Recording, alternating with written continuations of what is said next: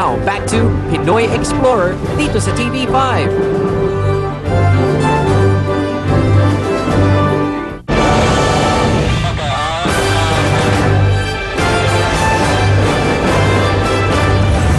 Nalalaman ng Great White Shark kung may mga patak ng dugo sa dagat kahit malayo ito ng A. 5 kilometro? B. 1 kilometro? Ang sagot ay A. 5 kilometro. Ganun katalas ang pandama ng pating na ito. Kaya hindi ligtas sa mga sugatang hayop kahit 5 kilometro ang layo ng mga ito. Panoorin na natin kung paano nag-evolve ang mga isda sa amphibians at kung paano sila magparami. May mga bagong nilalang tayo makikilala. Nandyan ang Hynerpeton, mala-amphibian na parang salamander. Nandyan din ang Staphylocanthus, ang sinaunang pating na may anvil o parang matalim na hasaan sa ulo.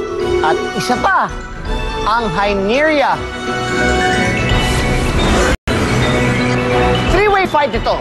Hynerpeton versus Staphylocanthus versus Hyneria. Panoorin. Sa paglipas ng milyon-milyong taon, ang mga hasang ng isda ay magiging panga na tutubuan ng mga ngipin. Ngayon, pwede na rin silang umatake. Ang iba'y magkakaroon ng mas matigas na buto at muscle sa kanilang mga palikpik at balikat na siya ring magiging mga kamay at binti nila. Dito rin nagsimula ang mga kamay at binti natin. Gamit ang mga kamay at binti, madaling makakaahon mula sa dagat patungo sa lupa ang mga ninuno natin.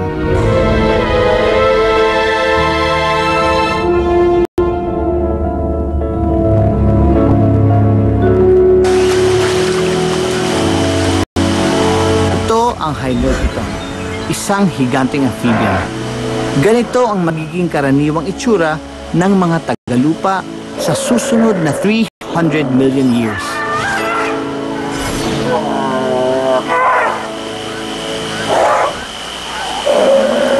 Ang mga Hynerpeton ay mahigit sa 1.5 metro ang haba, tulad ng karamihan sa mga amphibian ngayon. Dito sila naninirahan sa dulo ng katubigan. Nandyan pa rin ang mga kaaway ng arthropod, pero lumiit na sila ngayon, di tulad ng mga brontoscorpion noon. Sa nakaraang 50 million years, ang mga halaman ay naging puno na. At dahil walang pagkain, lumaki ang mga ito at naging malalawak na kagubatan na tagapagbigay ng oxygen sa hangin. Nagkaroon ng mga baga ang Hynerpeton, kaya gamit na gamit nila ang oxygen. Ang mga baga niya ay parang mga sako, gaya ng sa atin, at humihinga siya tulad natin. Pinepuwersa niyang lumabas at pumasok ang hangin para makasipsip ng mas maraming oxygen ang kanyang dugo. Ang ganitong abilidad ay namana natin mula sa mga kakatuwang amphibian na ito.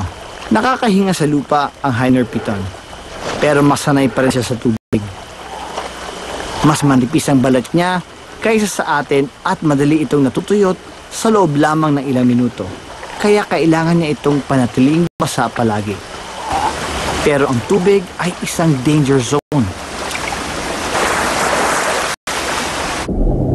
Ang mga isda ang siya na ngayong kaaway ng mga ninuno natin. Laging naghahanap ng makakain ang mga sinaunang pating.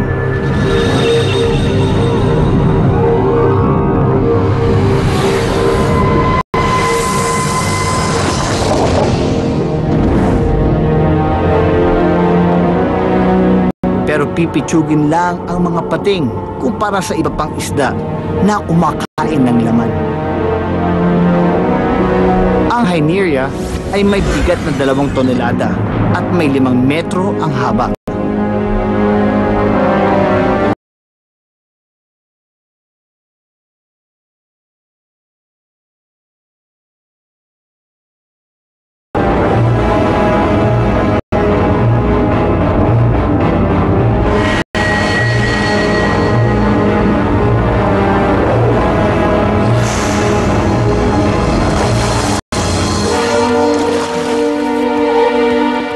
mga binti at kamay ng amphibian ang magsasalba sa kanya.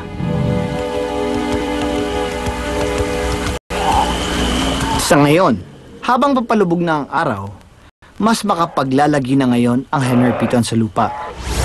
Ang mahabang dalampasigan na ito ang kanyang teritoryo at dito rin siya maghahanap ng makakatalik.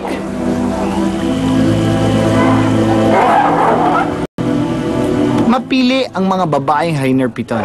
Mas gusto nila ang mga lalaking kayang ipagtanggol ang kanilang teritoryo at nakikipagtalik lamang sila sa loob ng maiksing panahon.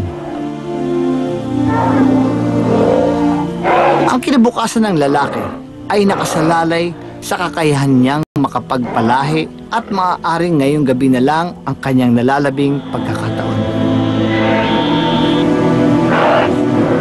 Sa pagkagat ng dilim, dumating din ang kompetisyon. Isa pang lalaki ang nakatutok sa mga babaeng ito.